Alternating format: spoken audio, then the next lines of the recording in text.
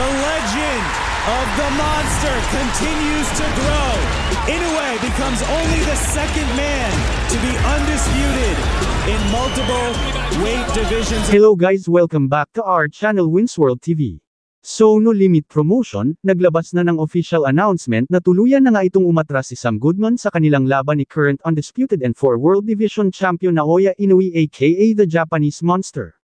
Na magaganap sana ngayong January 24 taon kasalukuyan. Alam naman ng karamihan na ang unang petsa ng kanilang laban ay noong December 24, 2024, ngunit ito ay nakansila sa kadahilanan nagtamo itong si Sam Goodman ng matinding pinsala sa kanyang kilay, dahilan ng pagkansila ng kanilang laban at muli itong nireschedule sa January 24 taon kasalukuyan.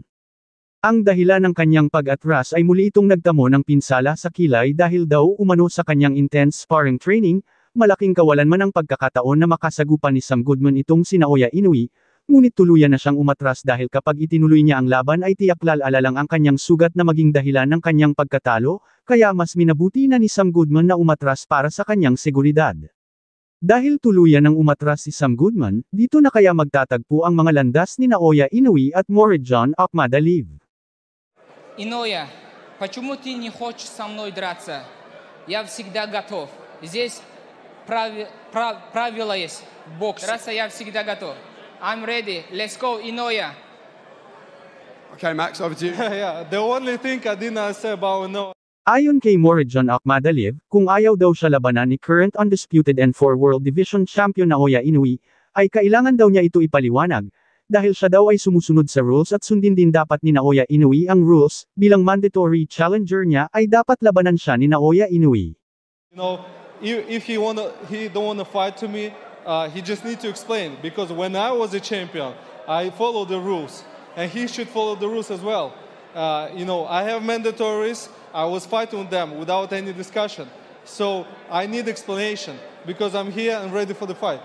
Dagdag pa ni Murodjon Akhmadaliev ay mananalo ang pinakamagaling, siya daw ang mandatory challenger ni Naoya Inoue kaya dapat niya itong labanan. Patunayan ni Naoya Inoue kung talagang siya ang pinakamagaling sa bantamweight division. Dagdag pa ni Akhmadaliev ay handang-handa na siya kahit saang bansa gusto ni Naoya Inoue na maglaban sila at anytime anywhere ika ni Akhmadaliev. The best should be fighting the best. So I'm a mandatory, I'm an interim champion. You know, he just should prove that he's the best in his division, and he's a legend. He should prove it as well.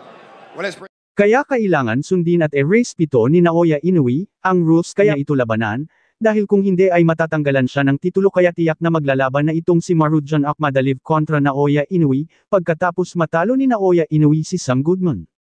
I mean, all the organizations always follow the rules. They make the rules, the athletes follow the rules. I mean, how do you explain it? MJ just said it. At least explain yourself. Stop acting like the mandatory is not there. At least explain and say it, and say, I'm going to relieve the title, I'm going to move up in weight. He has that option. He can move up in weight instead of fighting all these older guys.